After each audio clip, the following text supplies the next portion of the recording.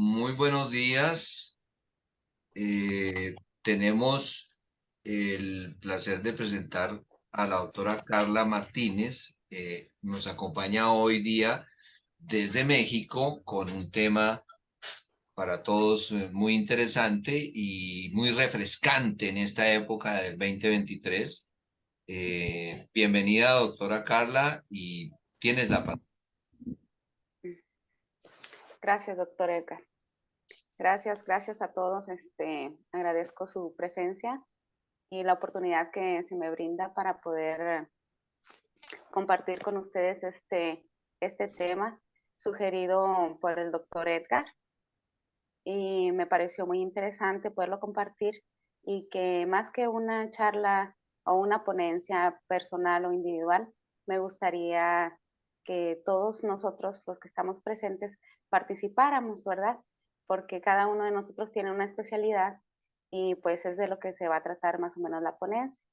Esta ponencia se basó en un artículo del doctor Bertrand Regader, eh, un psicólogo graduado en la Universidad de Barcelona, en licenciatura en psicología educativa.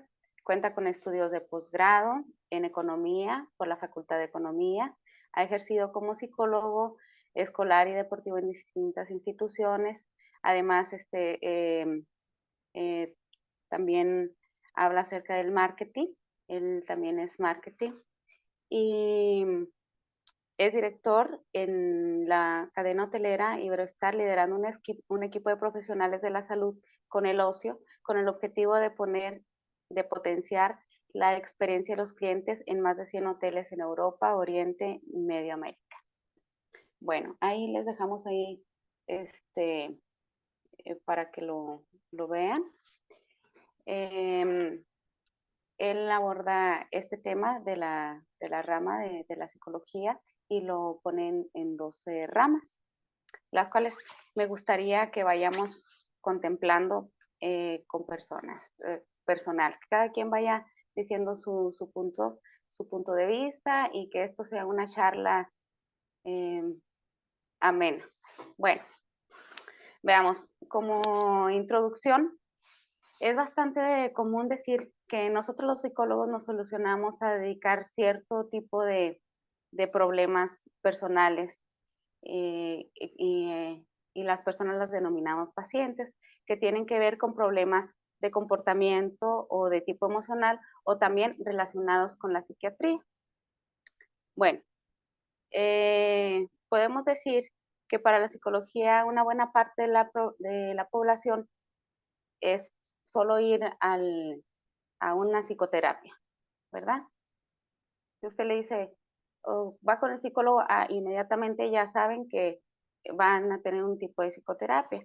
Sin embargo, si nos detenemos a pensar un poquito más detenidamente qué es lo que es, y lo abordamos ahorita, la doctora, pues realmente vemos que nos podemos dar cuenta que a través de la historia de la psicología existen muchas ramas, ¿verdad? Orientadas a distintos ámbitos y distintas aplicaciones. En esta ocasión, pues abordaremos 12 campos. Bueno, aquí es donde me gustaría que van a ir apareciendo círculos y me gustaría pedir la opinión de cada uno de ustedes, ¿verdad? En cada uno de ellos, todavía no, nada más el primero, Isabel. Por favor, gracias. Bueno, empezamos con de las organizaciones y del trabajo. ¿Qué aportáramos? Doctora Catalina, ¿estás presente?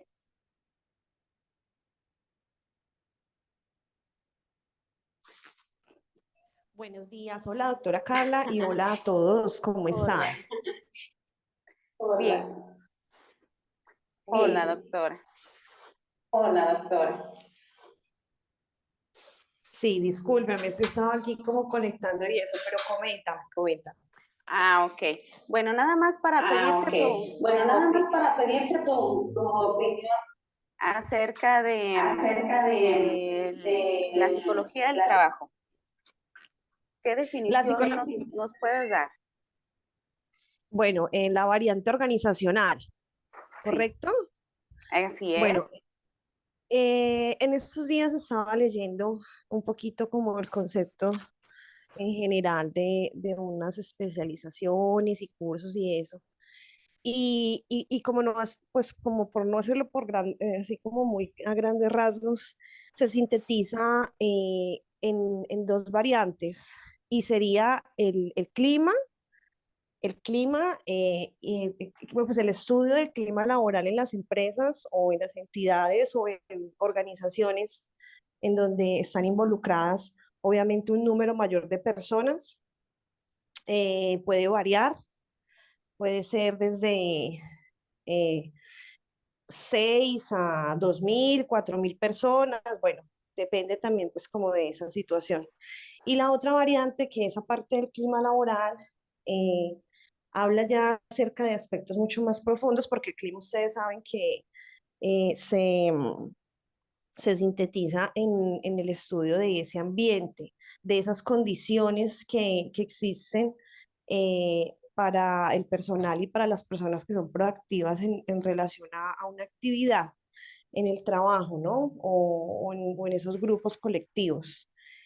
Porque no solamente tenemos que apoyar a la organizacional en entidades de trabajo, ¿no? Por ejemplo, aquí también tenemos un clima en nuestro grupo de Medinet que, a pesar de que no nos relacionamos físicamente cada 8 días, sí lo hacemos de manera virtual. Entonces, en síntesis sería eso, como el estudio general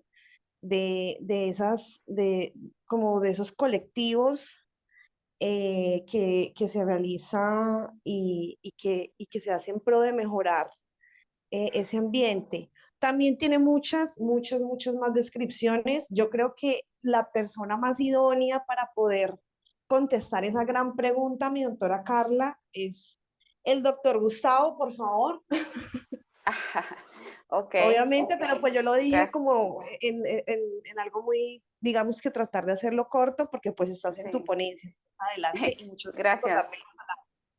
Gracias, doctora. Gracias. Gracias. La Sí, doctora, perdóname, Carla, la doctora Elizabeth alzó la mano y quiere dar su opinión. sí. Eh, Buenos días, doctora, qué gusto escucharte. Em, Gracias, doctora. Me gustaría aportar un poquitico, pues, aunque yo estoy en el área clínica en Medinet y tengo la experiencia clínica, pero mi fuerte en estos 33 años han sido, yo soy psicóloga con especialización en talento humano y tengo una maestría en empresas, en administración. Y la psicología del trabajo, psicología organizacional, ¿sí? La entendemos inicialmente, en resumen, al inicio era como uno tiene que partir de la administración y era cómo se administraba el personal dentro de una organización, ¿sí? Se ve desde los términos administrativos, en las partes de producción, todo esto, pero no se veía tanto las características del ser humano. Con la evolución misma de la administración, de las empresas, se empezó a entender el individuo más desde el punto de vista motivacional y desde ahí vemos las teorías X, la teoría Y, vemos más adelante a Maslow, es como lo que empieza todos estos procesos psicológicos a involucrarse dentro de los procesos organizacionales o empresariales. Hoy día, dentro de los términos que pasó de relaciones humanas a recursos humanos, hoy día hablamos de talento humano y es que se está hablando un poco de que hay que mirar los talentos de las personas, cuáles son sus capacidades para ponerlas en pro de la organización. Entonces, ya esto ya cambió hoy día y estamos hablando, cuando hablamos psicología, nosotros psicólogos dentro de una organización, nosotros estamos haciendo mirando todo el comportamiento mismo de los seres humanos. No lo vemos como en la psicología clínica, que es individual, porque si tenemos 1.000 colaboradores en una empresa, pues es muy difícil poder determinar el comportamiento de mil personas, ¿sí? Entonces, lo que hacemos es cómo ver el comportamiento organizacional, el comportamiento humano en diferentes habilidades, tales como trabajo de equipo, tales como comunicación, tales como nosotros empezamos a ver muchos procesos y ya hablamos de dirección de personas en las organizaciones. Ya lo que nosotros estamos trabajando es cómo desarrollar y que el ser humano, el talento humano, por eso hablamos de talento, se vuelva nuestro capital en una organización. Por eso se dice que es más importante hoy día que otras áreas. Es decir, yo puedo tener la mejor maquinaria, los mejores equipos, los mejores sistemas, pero si yo no tengo un talento humano que se adecue a mi organización, pues está perdido. ¿Qué hacemos nosotros los psicólogos? Y digamos, yo lo he hecho a nivel como dentro de la organización y como consultora, es buscar que el talento se desarrolle en todo lo que ustedes, y creo que han escuchado, en selección, capacitación, procesos de clima, hoy hablamos de cultura, pero se tiene que ver en un macro lo que son dos parámetros, comportamiento organizacional o comportamiento de grupos, y tenemos que recurrir definitivamente a la psicología social, a la antropología. Todas estas nos dan bases para mirar cómo los individuos se van a comportar bien en las organizaciones y poder predecir y poder, perdón que suene un poquito conductual, modificar ciertas conductas para que se adecúen a la cultura misma de una organización. Eso es lo que hacemos en general nosotros los psicólogos en las organizaciones, hacer que las organizaciones sean tanto productivas como competitivas a través del capital humano y del capital mismo, pues también, porque uno no puede ver el ser humano aparte de todo, sino integrar con todas las áreas, en las áreas que componen una organización. Es como Gracias, mi doctora. aporte un poquito desde mi Gracias, experiencia. doctora. De Gracias. hecho, Carla, tiene mucho disculpen, que ver, ¿sí? disculpen. La doctora que hizo la intervención, la última intervención, tocó dos temas que es algo Elizabeth. súper rápido. Ujú. Disculpen la intervención y es, sí, está una cultura y un clima. Entonces yo creo que serían como las diferencias de las dos. Que entre ellas se diferencia, hago el paréntesis súper rápido para que la doctora Carla pueda continuar, que ese clima es como ese ambiente, ese espacio físico, esa resolución de conflictos como lo hace el personal o las personas o el talento humano, como lo decía la doctora, y también mide esa satisfacción laboral. En cambio, la cultura organizacional sería como esa identidad y personalidad que identifica la empresa. Y también esos conjuntos como de valores, de tradiciones, de códigos, muy en cuenta también la misión, la visión, los valores que pues están ya muy estipulados, y hasta los mismos colores que se utilizan, ¿no? Entonces sería como esa pequeña intervención. Gracias. Gracias, doctora. ¿Concuerdan con la definición que tiene aquí el doctor, el cual tomamos como referencia, que comenta que está orientada a las dinámicas de trabajo y las relaciones entre las personas que componen la organización? Por lo tanto, tiene que ver con el clima laboral, contribuir con que cada uno de los trabajadores rindan individualmente en su puesto de trabajo y también en cuanto a lo colectivo, y se encarga de los estudios de liderazgo, resolución de conflictos, la creación de flujos de comunicación eficaces. Entonces, creo que ambas aportaciones eh, tienen mucho que ver con todo esto, y más que ustedes lo están viviendo, ¿verdad? Porque es su experiencia y eso es a lo que nos vamos, cada quien lo experimenta. Bueno, seguimos con la siguiente. La psicología del marketing. Doctor Camilo, ¿estás ahí?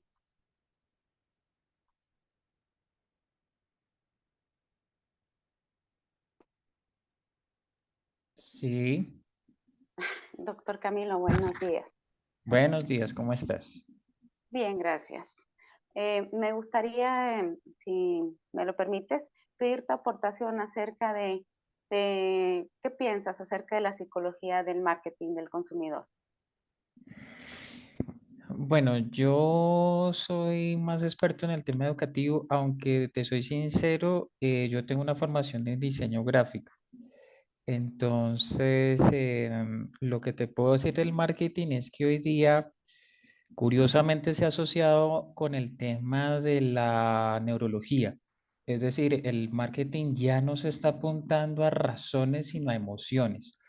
Creo que hay un famosísimo libro que se titula, curiosamente, de esa forma, ¿no? Véndale al cerebro y no a la persona. Ujú. Entonces, ya el marketing ha hecho uso de ese repertorio de lo que se ha descubierto en neurología a través de todos los estudios de imagenología, de cómo responde el cerebro a ciertos estímulos. Incluso, por ejemplo, se ha descubierto que las imágenes cuando se presentan imágenes en pantalla, ya sea en celular o en pantalla de televisión o incluso en el cine, donde hay personas sonriendo, tiende uno a generar cierta ansiedad de consumo. Y como se asocia rápidamente la imagen a una marca, pues inmediatamente el cerebro apunta a esa marca. ¿M? Por ejemplo, también no es de extrañar que en las cajas de los supermercados hoy día esté abarrotada de productos que en principio uno diría, ¿eso para qué? ¿Sí? Pero se ha descubierto que están ubicados de una manera estratégica, filtrándose en esa tendencia o en esa tentación de a tomar un producto que incluso es pequeño, o sea, no es el producto grande, sino es como llevarlo en la mano. Em, si ustedes hacen memoria, hace unas décadas incluso los supermercados no tenían absolutamente nada al lado de las cajas, era totalmente limpia esa parte. Hoy día ya está abarrotada, ¿sí? Entonces, el marketing ha hecho uso de esos repertorios que ha arrojado la neurología.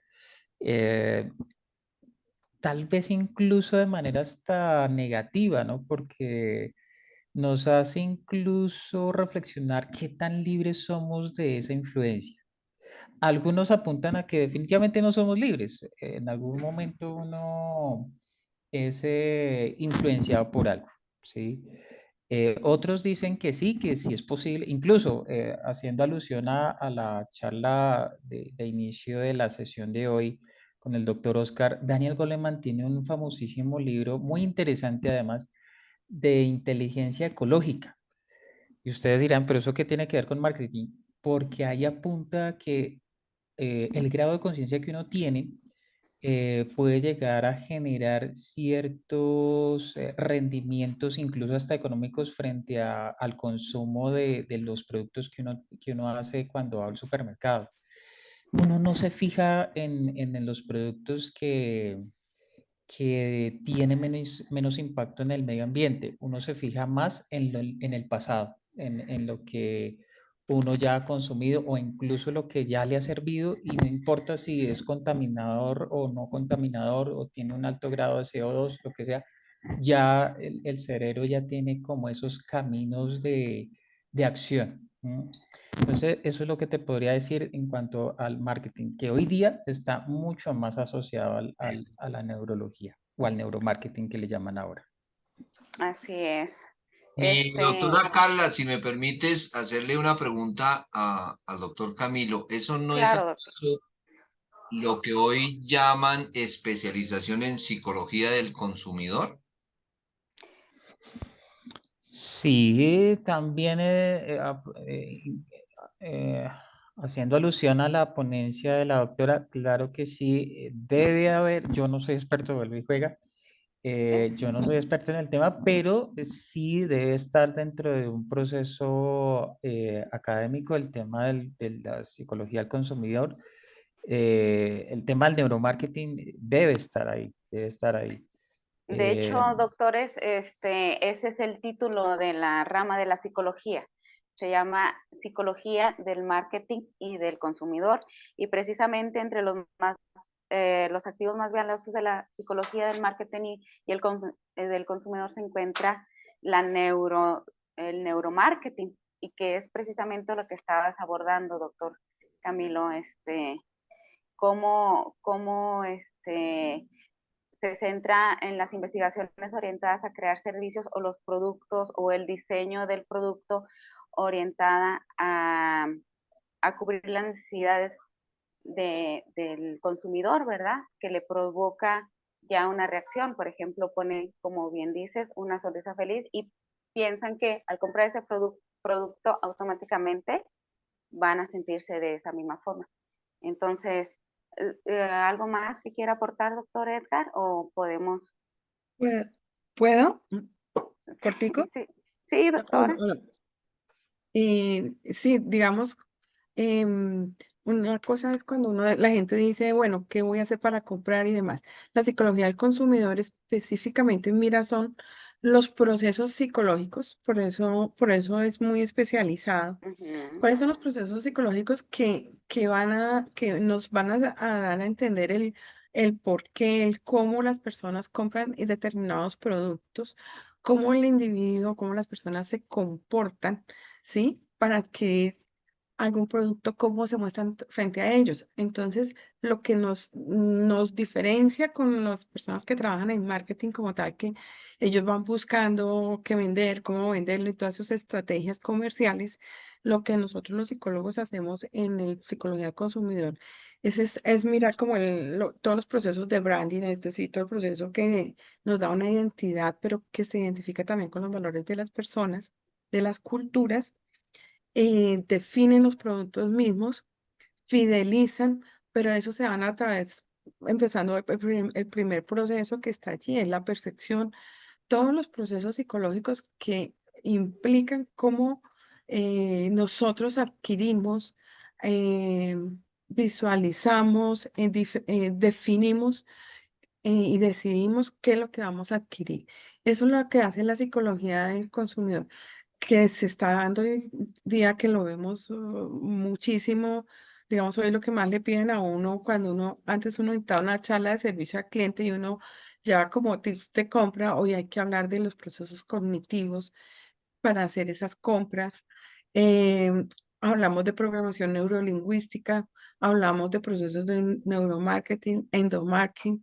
eh, Todos estos procesos son los que están trabajando realmente en psicología del consumidor, y eso es lo que está haciendo en las organizaciones que sean permanentes y sean competitivas también, y por eso va muy ligado con la persona, con el psicólogo organizacional. Es un poquito lo que quería como decir. Perdón. El doctor Gracias, Oscar doctor. está pidiendo la palabra. Adelante, doctor. Sí, yo quisiera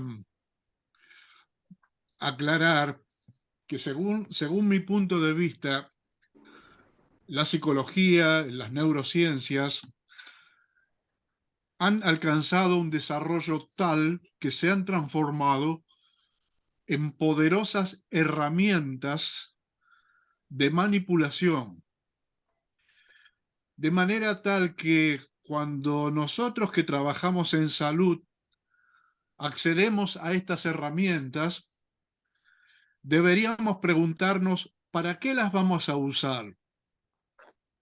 Las vamos a usar para promover la libertad, la independencia de pensamiento, el crecimiento humano, o las vamos a usar para venderles cosas que no necesitan. Y en esto de vender cosas que no necesitamos, incluyo todas las manipulaciones que se hacen actualmente utilizando los medios, utilizando toda la tecnología en las campañas políticas, en las guerras, en la venta de productos innecesarios, y son armas muy poderosas, al punto que algunas de ellas actúan sin que nosotros nos demos cuenta que están siendo utilizadas. Es la llamada manipulación subliminal. De manera tal que La pregunta primera es, yo estoy sentado escuchando a una persona que viene a mí a pedir ayuda. Estas herramientas que yo dispongo, ¿las voy a utilizar para promover el crecimiento y desarrollo de esa persona como ser humano? ¿O las voy a utilizar para manipular su mente y convencerla que debe votar a tal o cual partido político o que debe comprar tal o cual producto? Esa es la primera pregunta que yo me haría.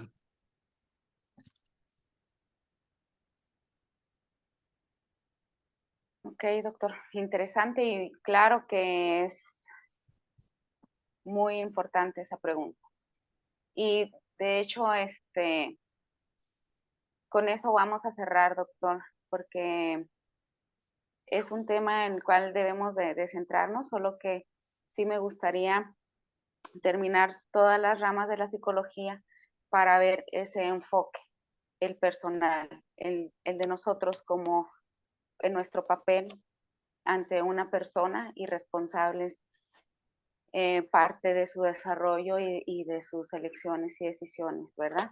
Entonces, gracias, doctor Oscar, por su participación. Vamos con la otra rama de la psicología. Recuerden que son ramas de la psicología donde solo vamos a dar unos pequeños conceptos de ver qué es de lo que se trata y avanzar para llegar a lo que, al tema realmente que, al fondo de todo esto, doctora, a su pregunta. Seguimos con la psicología clínica y de la salud. Doctor Edgar, yo sé que usted es clínico. ¿Me podría comentar algo acerca de su experiencia en la psicología clínica? Hay mucho que responder dentro de ese concepto, pero voy a tratar de resumirlo.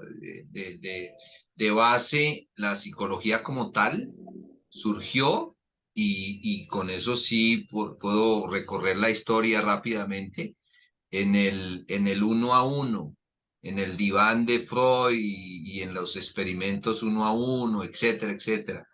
Eh, yo creo que es eh, el área de conocimiento, llamémoslo así, que origina lo que hoy día conocemos como psicología, que es, independientemente de la enorme cantidad de definiciones, es la propensión a la comprensión, al entendimiento cada vez más profundo de cómo nos comportamos, cuál es el quid del asunto del comportamiento del ser humano. La parte clínica y de salud fundamentalmente tiene la historia y la conserva en este momento, por eso es que es no solamente es una rama, sino una especialidad, y yo colgaría muchísimas especializaciones debajo de la clínica.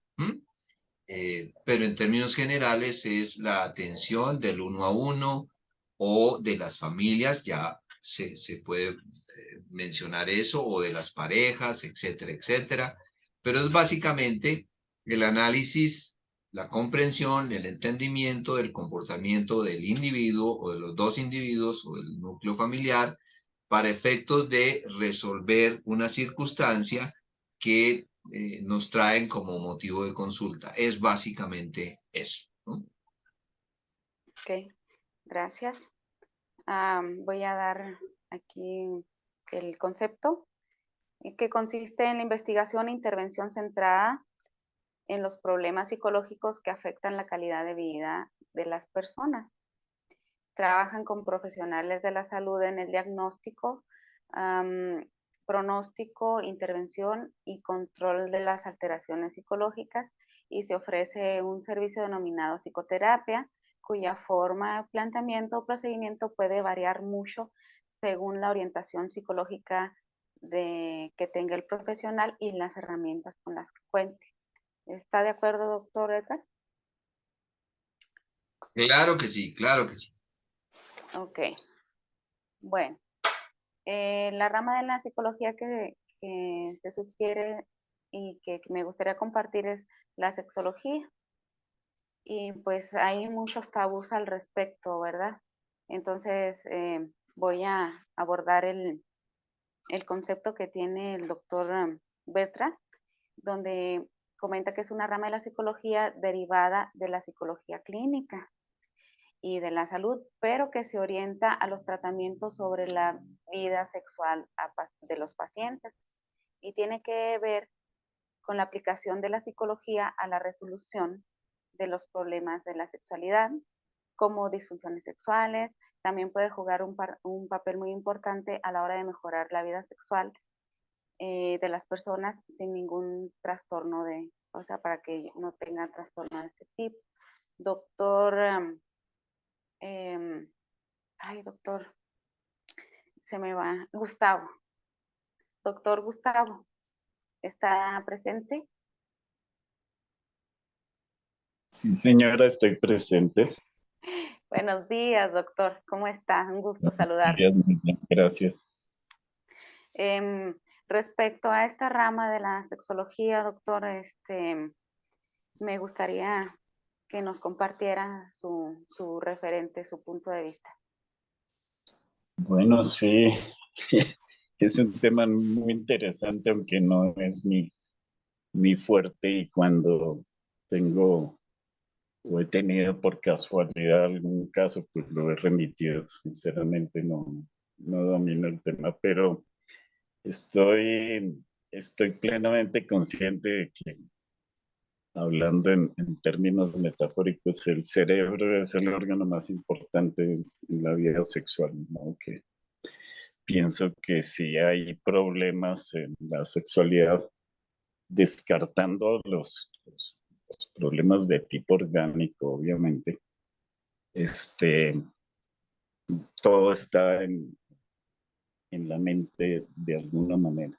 De modo que el comportamiento sexual de una persona o de una pareja indudablemente está determinado por la situación de esa persona y de esa pareja. Pero más allá no, no tengo dominio ni conocimiento. Sin embargo, me acuerdo muy bien que cuando empecé a vincularme con Medinet, este era un tema que ya en Medinet estaba bastante trabajado, ¿no? Que realmente sí, ese es mi punto de vista. Pero sí, me parece muy importante porque es que acuérdense que sin el eros, sin la parte de atracción sexual y de satisfacción sexual, pues no puede haber pareja ni compromiso. Cualquier compromiso de una persona, para una relación de pareja o una relación de negocios, tiene que empezar con si me gusta o no me gusta la persona y el negocio. Si voy a obtener alguna satisfacción o no. Si no, no hay compromiso. No se compromete con algo que no le apasiona o que no le llama la atención. Si Muy me bien. permites, la doctora Sí, Carla, doctor. a ver, yo voy a poner aquí, tácata. Eh, Este es el tipo de o rama, especialización, especialidad de la psicología que, como tú lo definiste y el autor lo define, es casi que coterránea de la psicología clínica. ¿Mm? Lo que pasa es que no todos los clínicos enfatizan digamos, su conocimiento en sexología.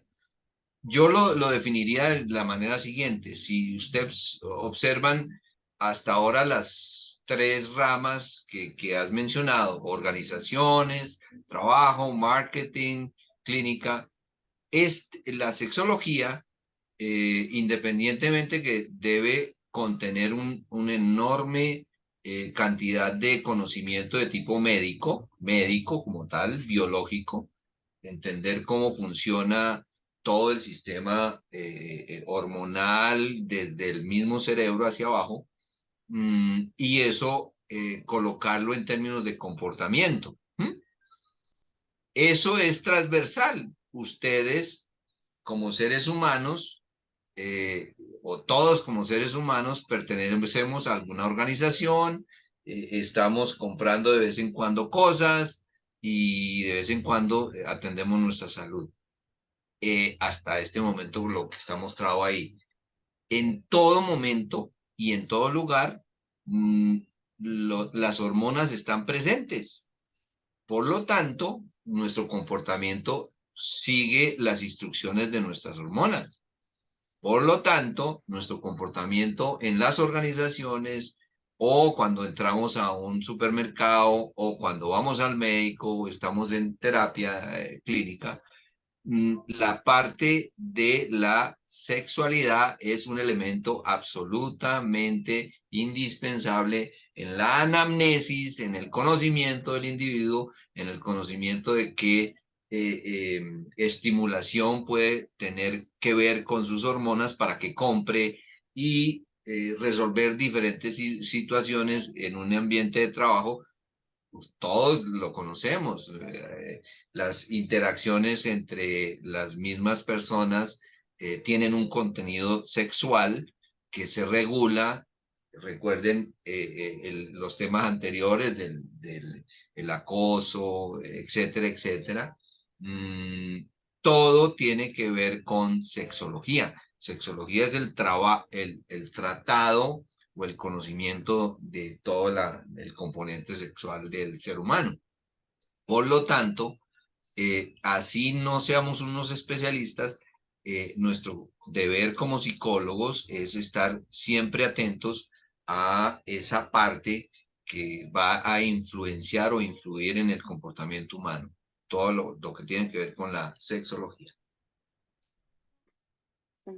Muy bien, muchas gracias, doctor. Gracias por su aporte. Otra rama es la neuropsicología. Y es una especialización entre la psicología y la neurología. Su razón de ser es el estudio de los procesos mentales y el funcionamiento del encéfalo cuando hay alguna alteración en este. Los profesionales que optan por esta especialización podrán dedicarse al estudio de las relaciones entre los procesos mentales y los comportamentales y lo que ocurre en el cerebro para extraer conclusiones que permitan realizar un diagnóstico, pronóstico, tratamiento y control de síntomas. Doctor Oscar, ¿está usted de acuerdo en este concepto?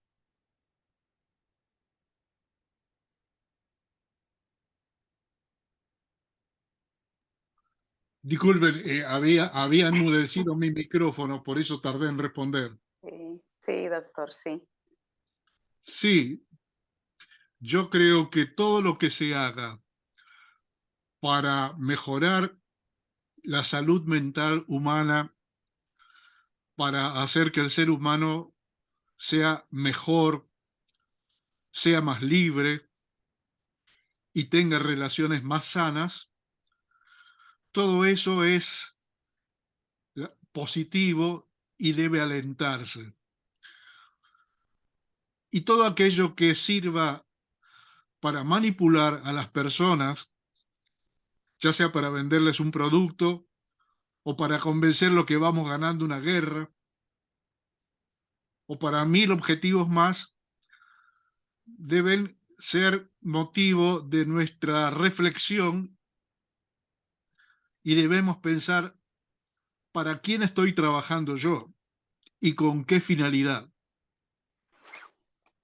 Ese es el comentario que puedo hacer por el momento. Okay. Muy interesante. Buenos días a todos. Buenos días, doctor Alexander. Muy interesante esa última reflexión de mi doctor cuando dice reflexionemos para quién estamos trabajando y cuál es la finalidad. Creo que ahí es donde está gran parte de lo que debería ser nuestra reflexión de vida. A ver si estamos trabajando para un sistema, estamos trabajando para unos objetivos de otras personas o estamos trabajando por las personas. Muchas gracias.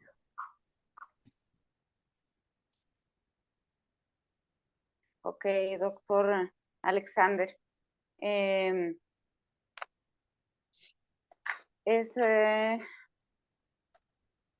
una pregunta que que ya la hemos venido trayendo al tema y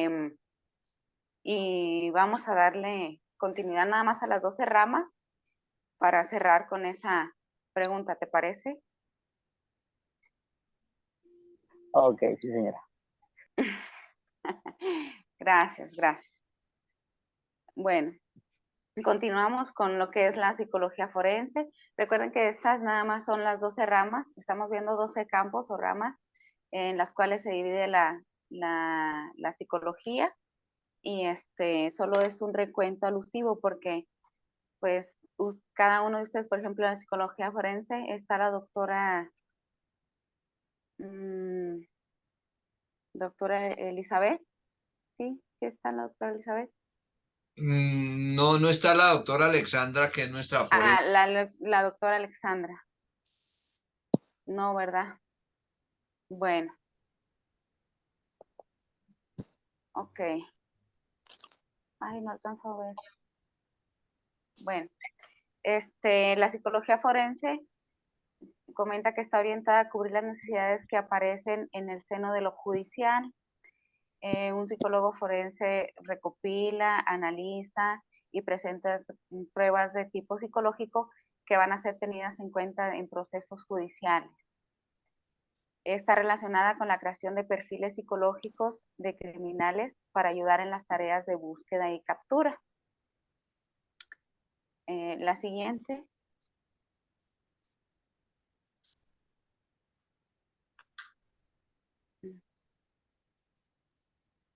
La psicología de la educación y el desarrollo.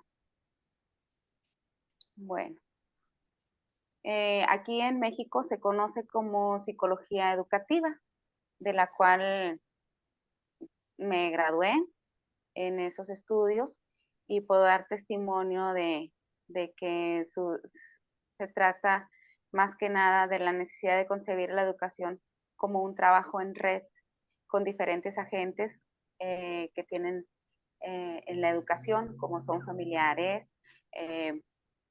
padres que son los padres, tutores, maestros y alumnos, ¿verdad? También se encarga acerca de los procesos de escritura, de lectura, pero básicamente últimamente en lo que mi experiencia me ha llevado es aplicar técnicas y estrategias para hacer que el aprendizaje se realice de manera más satisfactoria y hacer que exista un buen encaje entre los aprendices, los maestros y un clima beneficioso con los padres de familia. En la psicología del deporte, que es la que sigue, tiene como fin implementar estrategias para hacer que el rendimiento del deportista, ya sea psicológico y físico, los lleve a mejorar sus resultados, tanto en su rendimiento individual como en lo colectivo. Los psicólogos que optan por esta opción o esta rama intervienen en muchos de los procesos que se abordan en la psicología clínica y educativa, como en el seguimiento de autoinstrucciones, en el desarrollo de una buena autoestima y una buena autoimagen y la resolución de conflictos en los hábitos que tienen que ver con la comunicación en el grupo o en el equipo en el que estén, en el que se encuentren. La psicología social, doctor Alexander. ¿Sigues presente?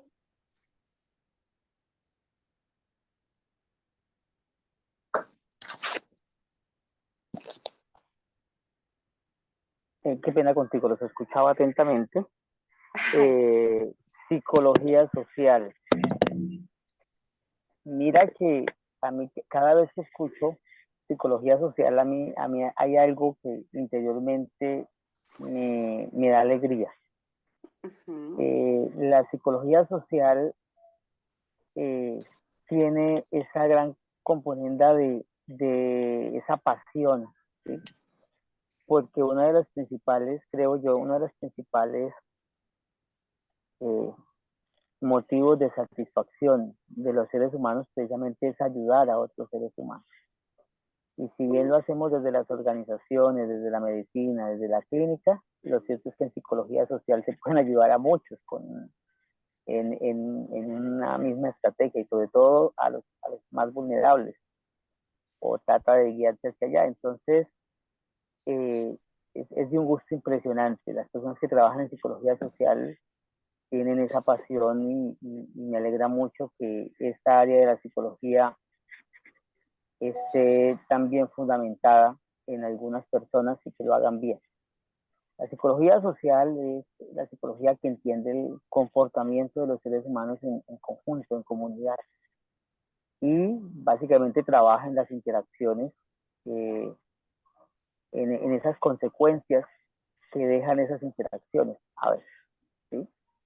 En aquellas alteraciones de dinámicas de grupos, en la parte psicosocial, en todas esas afectaciones que se dan después o en el contexto de las interacciones entre los diferentes grupos, de las diferentes personas, tratando precisamente de identificar, ¿sí?, aspectos de dinámicas y que son nocivas, que son inconvenientes, y poder hacer su trabajo allí. La psicología social es muy amplia, muy compleja.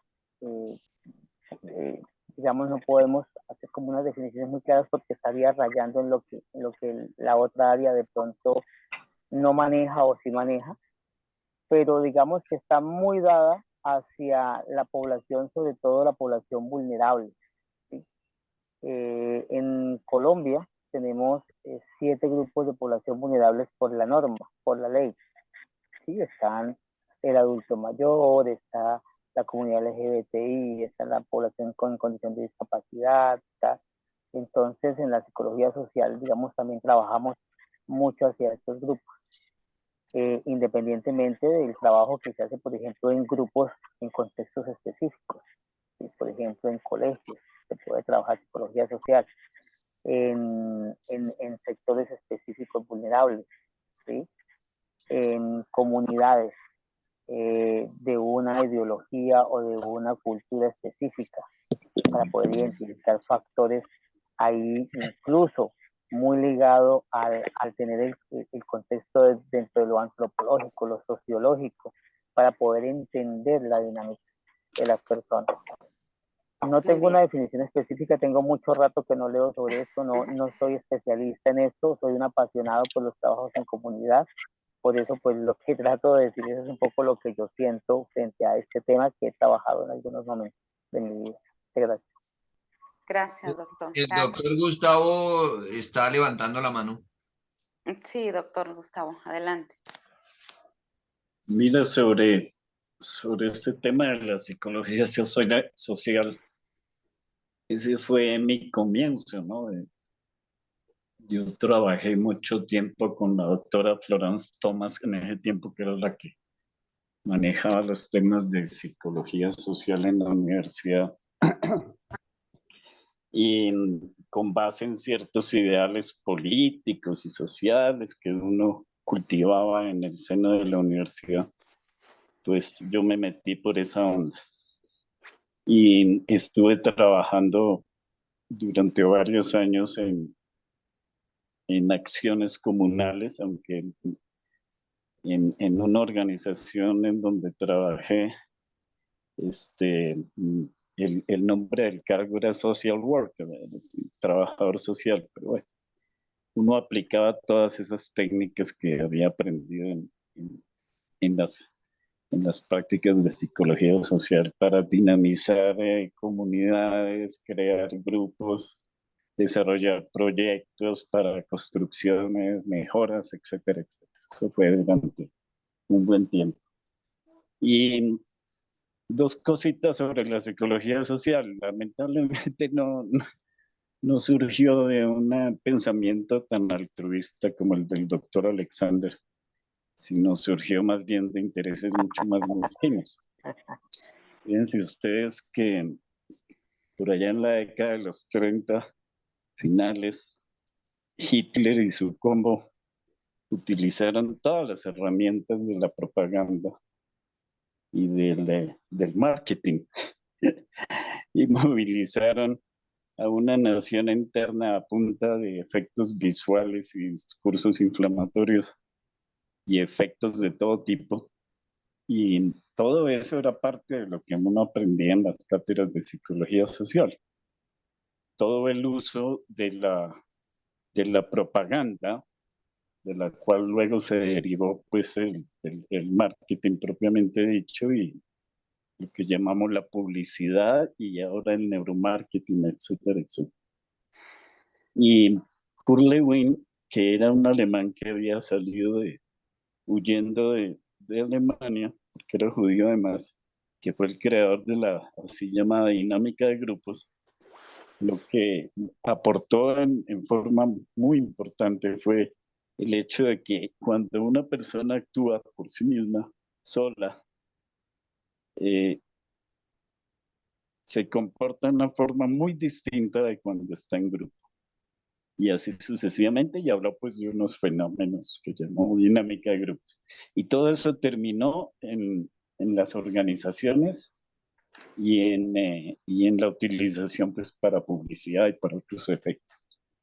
Lo que quiero decir es que la psicología social, como muy bien lo definió el doctor Alexander, que tiene una visión de comunidad, de sociedad, etcétera, se ha ido atomizando y se ha ido convirtiendo en una fuente de información muy importante para efectos comerciales, para efectos propagandísticos también, toda esta cosa de la psicología política, todos estos expertos en encuestas y demás, las encuestas, la medición de actitudes a través de opiniones, todo eso tiene que ver con la psicología social. El campo es tan amplio como su nombre lo indica, pero lo que yo he visto es eso, ¿no? Hay como que cada una de esas industrias o esas actividades humanas tienen esos componentes que se han estudiado en la psicología social, pues se utilizan para intereses generalmente de tipo comercial o de tipo propagandístico, o sea, político. Pero es un campo muy interesante, créanme que sí. Gracias, doctor. A la par de eso está la psicología comunitaria, que esta puede entenderse como una derivada de la psicología social orientada a la investigación, pero esta es orientada a la investigación e intervención sobre los problemas que afectan a las comunidades específicas y colectivas. Su objetivo es generar tanto cambios materiales en el contexto como en nuevas dinámicas de relaciones entre ellas que permitan que su calidad de vida mejore y también su capacidad de decisión. Las estrategias de investigación e intervención de los psicólogos comunitarios promueven la participación de todos los miembros de la comunidad o mayor parte y en el proceso, ¿verdad? Entonces, la psicología de pareja y lo familiar. Doctora Diana, ¿estás ahí?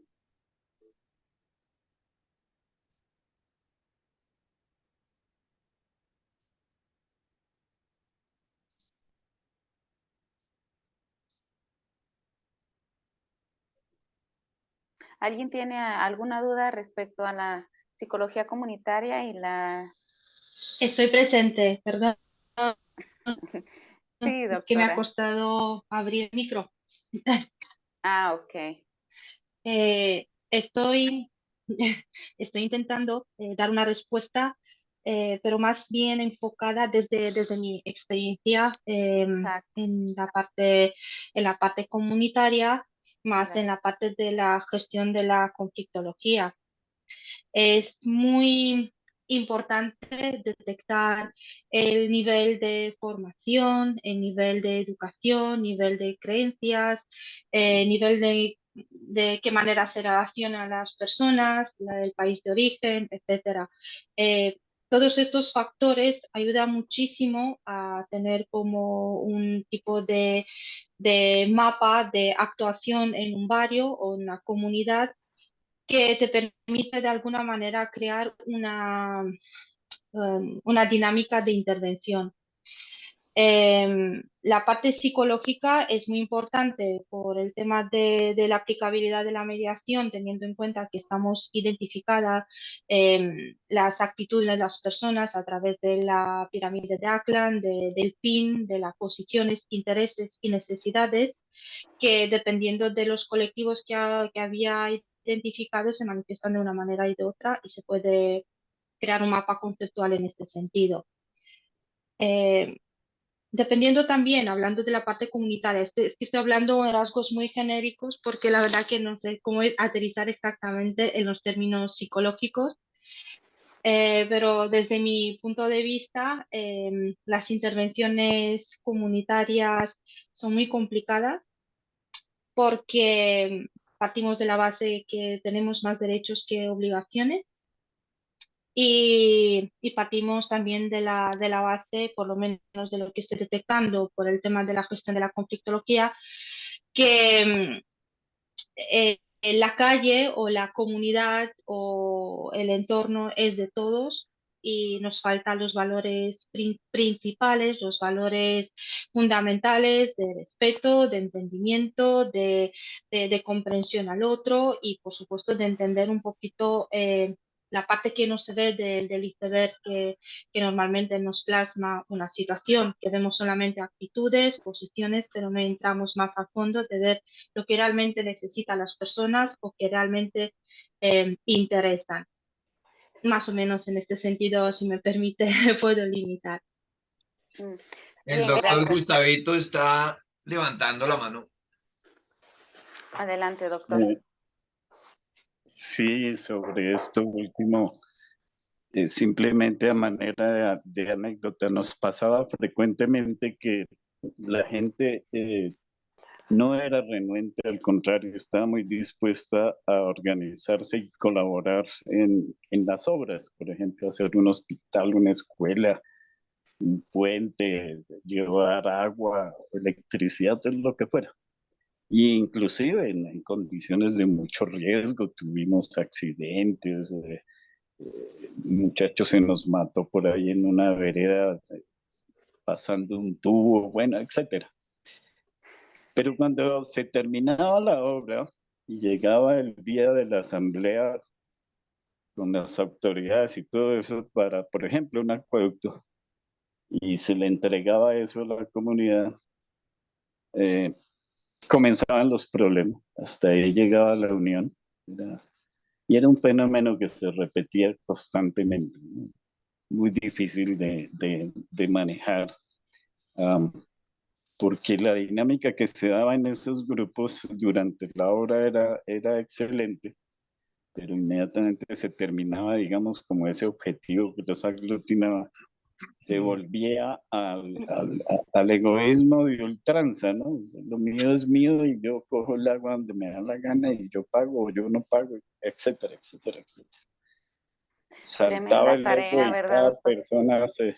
Era muy, muy difícil, te cuento. Yo manejé más o menos unos 28 proyectos y créeme que más del 50% terminaron inclusive en peleas y cosas de violencia, disgustos. Ese era el talón de Aquiles de todos esos procesos y pude comprobar ese fenómeno durante esos años. Lógico, pues que se buscaban las mediaciones, etcétera, pero la gente salía de las reuniones e inmediatamente hacía lo que le daba la gana. Lo que usted dice, ¿no? Cada uno con su posición. Nadie pensaba en los verdaderos valores que unían a la gente y que era en primer lugar el bien común, porque una comunidad se basa en eso, comunidad, y ahí viene la palabra, ¿no? Si no hay bien común, no hay comunidad. Entonces, Unidad. ahí desaparecía la comunidad y quedaba solamente la individualidad. Era muy frustrante, créeme que esas cosas a uno también le cascan durísimo porque llega un momento en que uno era impotente, ¿no? Ante esas situaciones. Pero sí, solo quería aportar esa anécdota para reforzar eso. Gracias, doctor. Tremenda tarea tienen los psicólogos comunitarios. La psicología de pareja y familiar, ya nada más las voy a retomar porque ya nos queda más poco tiempo y me gustaría entrar al tema de la pregunta del doctor Jaime. La psicología de pareja y familiar puede entenderse como una especialización dentro de la psicología clínica, que también toma ingredientes de la psicología social y la comunitaria, en el caso de los servicios de terapia de pareja y también de la sexología, imagínense. Se centra en la resolución de conflictos en el seno de lo familiar.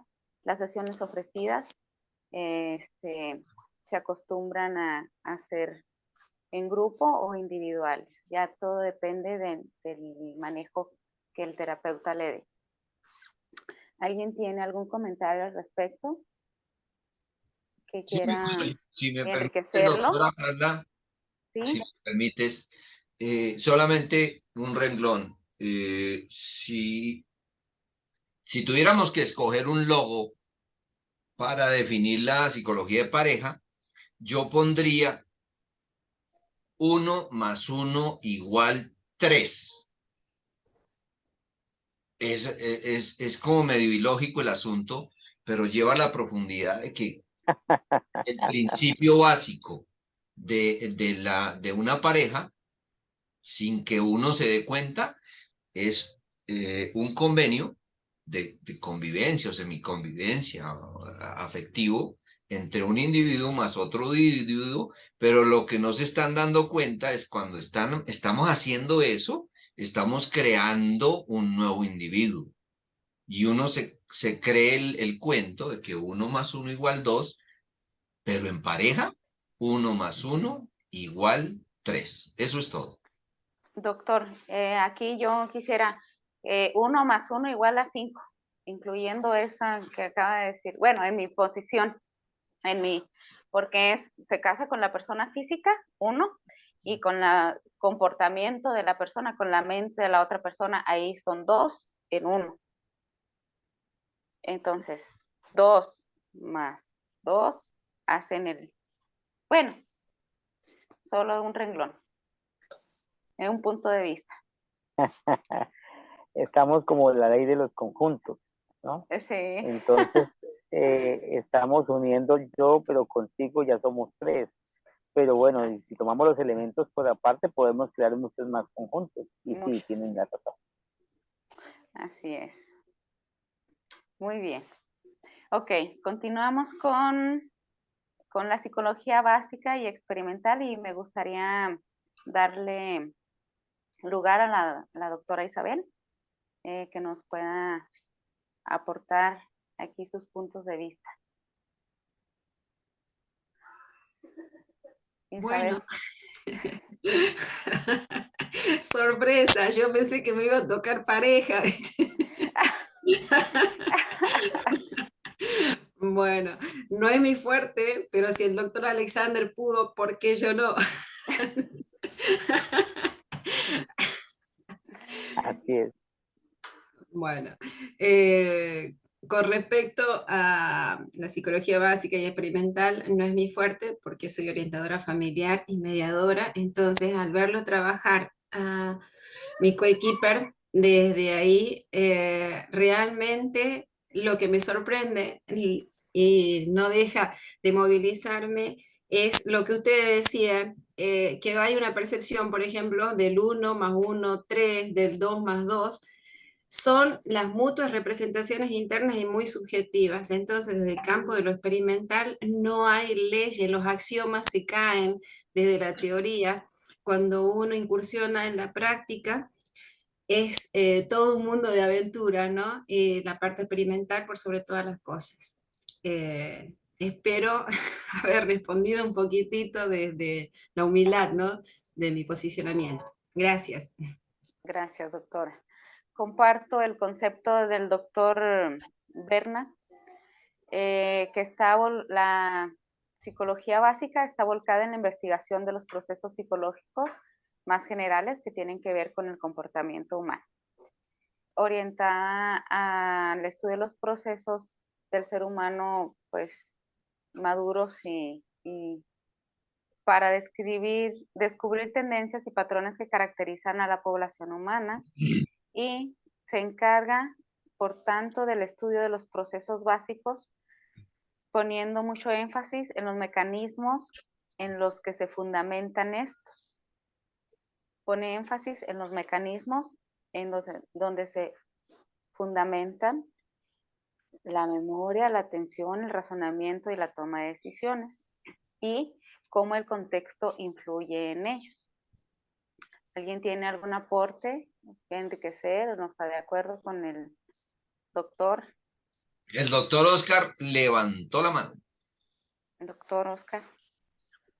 Sí, lo que yo quisiera agregar en relación a la psicología social es que son dos películas que conocí en oportunidad de tomar clases de conversación de inglés con una profesora norteamericana, licenciada en Historia en la Universidad de Chicago, donde vimos dos películas icónicas, una que fue estrenada en 1925, dirigida por Sergei Eisenstein, una película rusa que quizás ustedes han escuchado mencionar, que se llama El acorazado Potemkin, de Sergei Eisenstein, estrenada en 1925, y una segunda película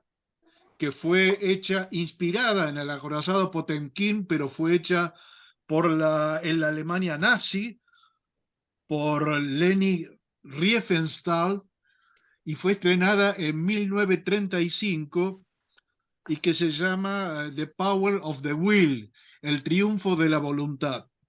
Ambas películas están en YouTube y ustedes la pueden ver sin mayor problema, y son las dos películas icónicas que muestran de dónde surge el uso del cine como herramienta de manipulación de las sociedades, utilizando principios psicológicos básicos para aquella época.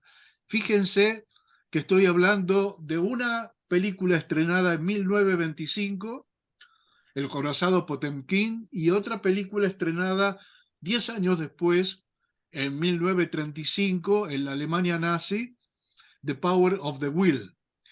Esos dos elementos eran los que yo quería mencionar por si alguno tiene interés en profundizar en el uso de los medios, en especial el cine y todo lo que vino después, la televisión, internet, etcétera, como medios de masas, utilizando la psicología para manipular políticamente la mente de las personas.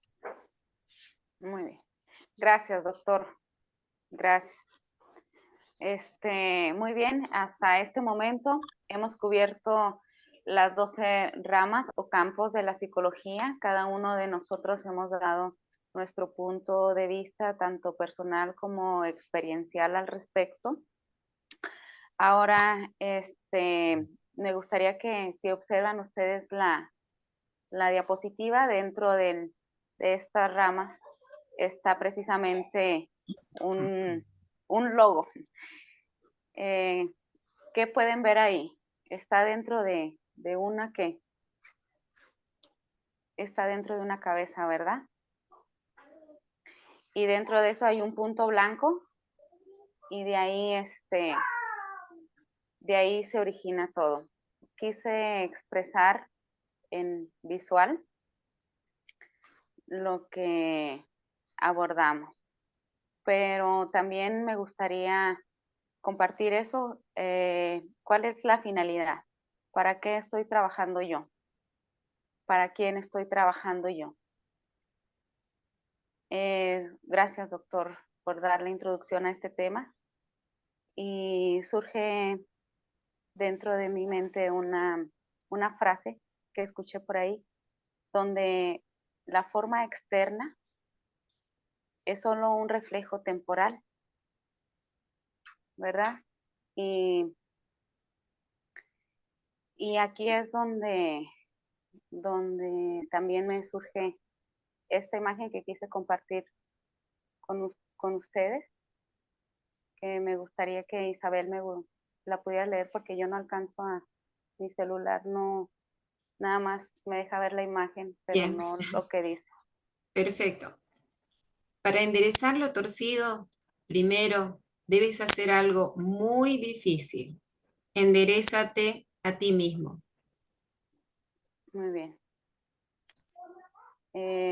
Tanto la pregunta del doctor Oscar como este sutra nos lleva a nosotros a interiorizarnos a nosotros mismos, a ir adentro de nosotros. ¿Qué es lo que me motiva? ¿Cómo pretendo cambiar a los demás? ¿Cómo estoy yo por dentro? ¿Cuáles son los pensamientos que tengo en este momento? ¿Para quién estoy trabajando? ¿Para mi ego? ¿Para sostener una identidad de soy esto, soy lo otro? ¿O para el servicio de los demás? ¿Qué es lo que me mueve para colaborar con la sociedad o para tener este trabajo? Básicamente este es el punto central de esta presentación, el llevarnos a nosotros que estamos nosotros, cada uno estudió parte de la psicología y cada uno de nosotros somos algo muy importante que tiene mucho alcance para muchas personas. Pero también está en nosotros la responsabilidad de interiorizarnos para poder ofrecer, pues, lo bueno de nosotros. Un cambio, el cambio se produce dentro de nosotros y cada uno de nosotros tenemos. La conciencia es lo eterno en ti, lo único que no puedes perder. Entonces, desde la conciencia que habita en cada uno de nosotros, vayamos a respondernos esas preguntas personalmente. Y con esto, pues, cierro la presentación, doctor. Muchísimas gracias, mi doctora Carla, y desde acá te doy un aplauso a tu ponencia, excelente, y como siempre nos dejas pensando, reflexionando, aun cuando el tema era más o menos concreto, era una descripción general de las diferentes ramas, pero fíjate que nos vamos hacia lo filosófico, lo ético, etcétera, y se cumple el objetivo. Creo haber observado a la doctora Elizabeth Gómez que estaba levantando la manita. Doctora Elizabeth, bienvenida. Muchas gracias, buen día para todos. Con respecto a todas estas preguntas que nos deja la doctora Carla, son bastante profundas y me hace recordar justamente el por qué yo elegí estudiar psicología, ¿verdad? Para aquel entonces, pues obviamente uno tiene una idea muchísimo más romántica. Y yo recuerdo que en mi entrevista, cuando me preguntaron el por qué, yo dije, yo quiero ayudar a la gente, ¿cierto? Mi entrevistador para entonces apenas se sonrió, ¿cierto? Y a medida, obviamente, que fui adquiriendo el conocimiento, estudiando todas estas variables y factores de la psicología, pues me di cuenta que iba muchísimo, pero extremadamente mucho más allá de ese romanticismo con el que yo veía todo esto. Y obviamente pues requiere pues no solamente de esa cualidad de pronto que algunas personas pues puedan tener, sino de todo el día, digamos, que ir avanzando en ese conocimiento, porque finalmente pues la psicología va dirigida ¿a qué? A tratar de mejorar, de dar bienestar a las personas pues que nos consultan. En mi caso particular, pues yo trabajo como psicóloga clínica, ¿verdad? Eh, entonces, pienso yo que es una labor que finalmente nunca termina, nunca acaba, siempre nos va exigiendo unas habilidades y unas cualidades personales que tienen que ir complementándose, obviamente, con el conocimiento que van naciendo y va surgiendo de las investigaciones y de la experiencia que uno pues va teniendo y del cual se va enriqueciendo. Obviamente que esto surge como una idea muy linda, muy bonita, ¿verdad? El poder ayudar, generar bienestar, poder proporcionar herramientas para que la gente resuelva problemas. Pero como lo mencionaba el doctor Oscar, está la otra cara, ¿verdad? Y está también quienes utilizan estas herramientas y estas estrategias para manipular y pues para finalmente conseguir unos intereses que están alejados de ese propósito principal con el que surgió pues, la psicología y que se ha extendido pues a la política, a, la- a las relaciones personales, a las relaciones familiares, a todo. Hoy en día uno encuentra una cantidad de libros que hablan de la psicología oscura y cómo manipular a tu pareja, cómo manipular a todas las personas que estén alrededor de uno. ¿Cierto? Entonces todo aquello que surge con un propósito bonito de bienestar como que se va transformando de acuerdo al beneficio que le dé a la otra persona. Ese era el comentario que quería hacer. Muchas gracias. Gracias, mi doctora. Si me permite, doctora Carla, como quedan apenas 5 minutos, quiero hacer énfasis en dos cositas. La primera es, aun cuando fue presentada de última, como último campo de la psicología básica y experimental, yo le daría el mayor énfasis a ese campo de la psicología. Si no se hubiera desarrollado después de los años 50 la psicología básica y experimental, imagínense que todavía estaríamos navegando en la subjetividad del psicoanálisis. Y todos sabemos que eso no es muy halagüeño.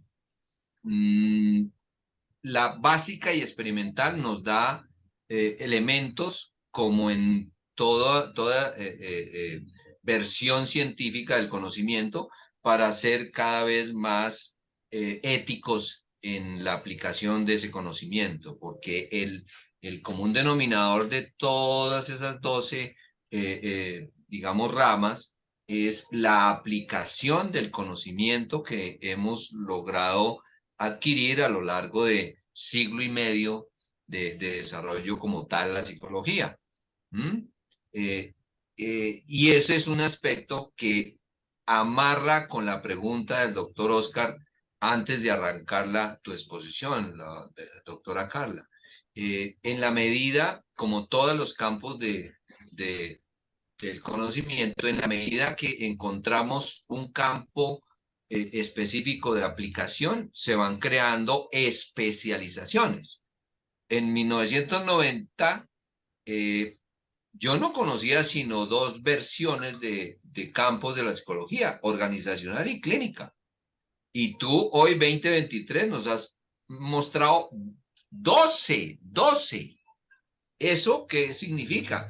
Que en la medida que nos vamos especializando, se hace necesario marcar la línea divisoria entre una y otra. Eso es una cosa. Y segundo, se hace más exigente qué tipo de comportamiento ético debemos tener en cada una de esas especializaciones, que es ahí donde entra la pregunta del doctor Oscar. Lanzado esas notas, creo que el doctor Alexander había alzado la manita. Adelante, mi doctor. Quedan 5 minutos. Sí, no, para... 2 minuticos o menos para comentarles algo, que es que estoy en borrador aquí con esta palabra que se ha tocado tanto el día de hoy, que es el tema de cómo somos manipulados con elementos que básicamente son del orden de la psicología, que es la construcción, ¿cierto?, de realidad y de pensamiento, cómo somos manipulados desde diversos sectores, desde la economía, desde la política, desde todos los sectores. Y hay una cosa ahí en borrador que me está haciendo ruido, y es mirar de alguna manera cómo el ser humano es tan fácilmente sugestionable. O sea, el tema de las religiones, el tema de la política, el tema de adiestramiento para, ¿sí? Y ahí vemos los grupos de milicias, como son adiestrados, ¿sí? Patria o muerte, y este fenómeno que pasó en Venezuela y lo que pasó en la Segunda Guerra Mundial, y todos estos fenómenos religiosos, y a veces que se van hacia teorías nuevas, inventadas, y buscan adeptos para básicamente hacer unos procesos de manipulación y demás, sin contar el fenómeno grandísimo, todo lo que es la parte comercial. Eso lo que me dice a mí es que el ser humano es fácilmente sugestionable, eso es lo que nos dice. Y entonces, ¿cuál sería la manera, creería yo, de identificar esto y poder entenderlo en cómo no ser tan sugestionables? Y me surgen entonces 3 ideas. Y los referencio en tres personajes. Uno, la persona que es leída, que está por encima del conocimiento general y que puede esquivar todas estas o muchas de estas cosas que nos hacen ser sugestionables, ¿sí? Ahí estamos con el doctor Oscar, el doctor Gustavo, el doctor León, que pueden tener un nivel alto con conocimiento y pueden básicamente rechazar todas estas cosas porque entienden un poco la dinámica de estos fenómenos.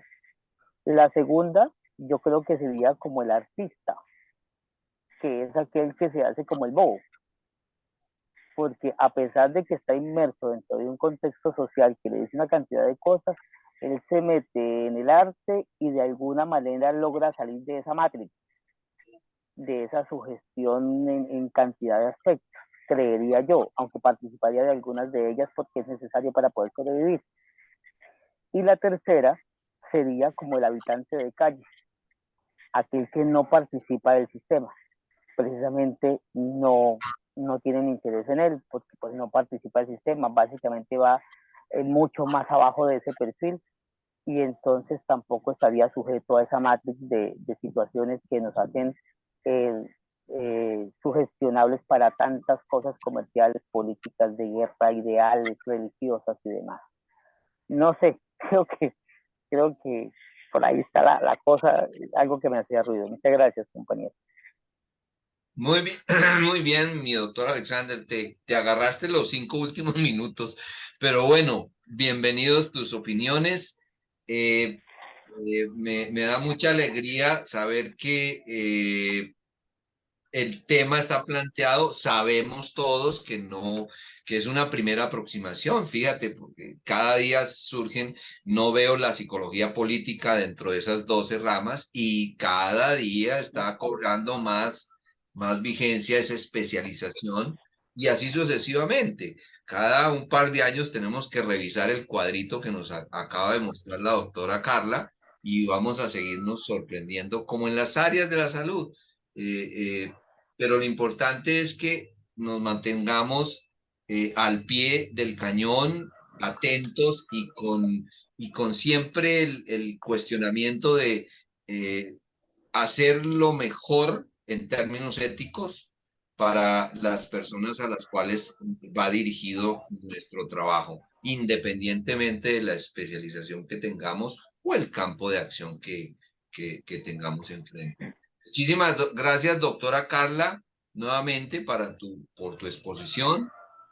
Gracias a la doctora Elizabeth, a Isabelita desde Argentina, al doctor Oscar, como siempre, a Alexander desde Cúcuta, a Camilo desde Tabiu, a Catalina desde México, al doctor Gustavito desde esa montaña hermosa, a Deyanira, como siempre, ahí atenta, y a la doctora Elizabeth. Desde La Vega. Un abrazo a todos y hasta la próxima. Un abrazo. Gracias. Gracias, doctor León. Buen día. Gracias.